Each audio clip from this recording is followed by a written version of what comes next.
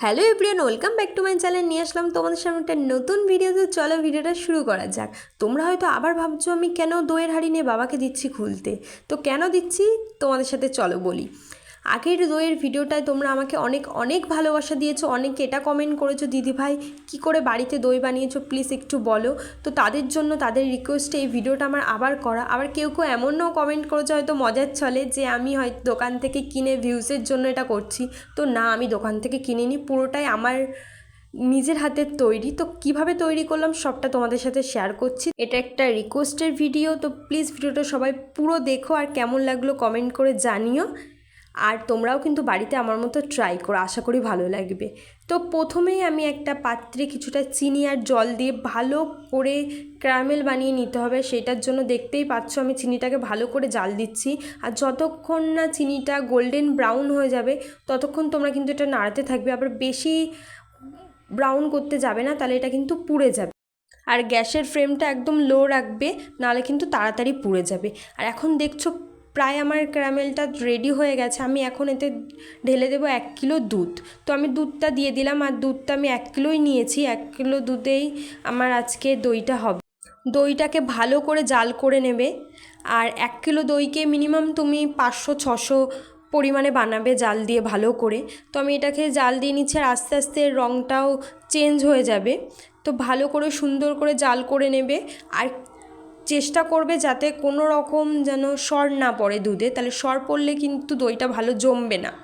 এদিকে দেখলেই তোমরা বুঝতে পারবে দুধের পরিমাণটা একদম অর্ধেক হয়ে এসেছে। আর এখন আমি এর থেকে কিছুটা পরিমাণ দুধ তুলে রাখবো।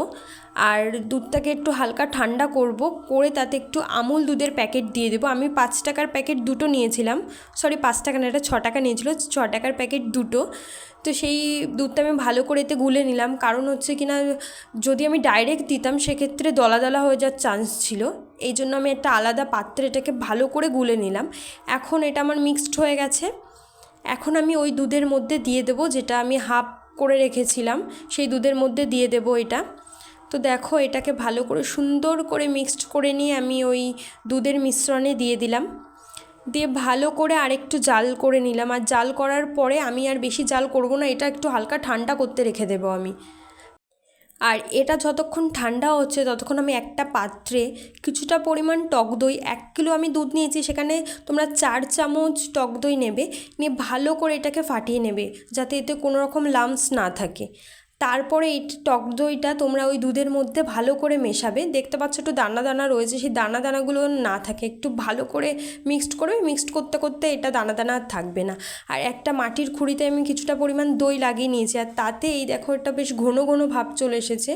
এটা আমি ওই মাটির পাত্রে ভালো করে দিয়ে দিলাম। আর আমার কাছে ছিল কিছুটা ফয়েল পেপার আমার বাড়িতে, তোমরা চাইলে কোনো ঢাকনা বা কোনো কাগজ যে কোনো কিছু ইউজ করতে পারো। তো আমার বাড়িতে ফয়েল পেপার ছিল বলে আমি ফয়েল পেপার দিয়ে ভালো করে চারি সাইডে মুড়ে রেখে দিলাম কিছু গরম জায়গায়। 6-7 ঘন্টা গরম জায়গায় রাখলেই দইটা তোমার পারফেক্ট জমে যাবে। তারপরে তুমি 2 ঘন্টার জন্য ফ্রিজে রেখে দিতে পারো। আমি সকালে বানিয়েছিলাম, আর সারাদিন আমি ওটাকে রোদ্দুরে রেখে দেওয়ার পরে বিকেলের দিকে আমি এটা ফ্রিজে রেখেছি। আর এখন সন্ধ্যের দিকে এটা ফ্রিজ থেকে আমি বের করছি, আর বের করে এটা দিচ্ছি বাবার কাছে।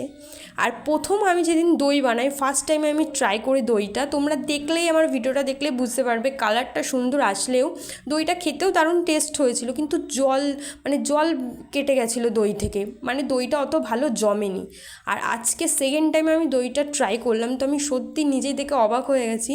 খুব সুন্দর আজকে পারফেক্ট জমেছে। আজকে তোমরা দেখলেই বুঝতে পারবে আগের দিনের ভিডিও আর আজকের ভিডিও, যে আগের দিন দইটা কিন্তু অতটা জমেনি, একটু হালকা জল কেটেছিল, হয়তো কোনো রকম সমস্যা হয়েছিল তাতে, আমি ঠিক বলতে পারবো না।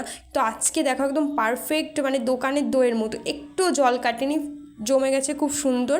আর খেতেও দারুণ টেস্ট হয়েছিল।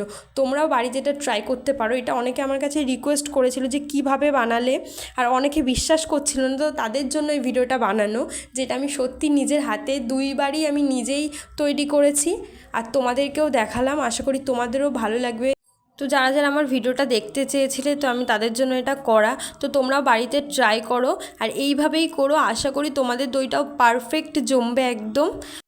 আর আমি বাড়িতে এরকম আরও অনেক মিষ্টির রেসিপি জানি, তো যদি কেউ কোনো রেসিপি আমার কাছ থেকে জানতে চাও প্লিজ কমেন্ট করে জানিও। আর ভালো লাগলে লাইক করুন, অবশ্যই করো। আর দেখাবে নেক্সট ভিডিওতে। So bye bye, tata.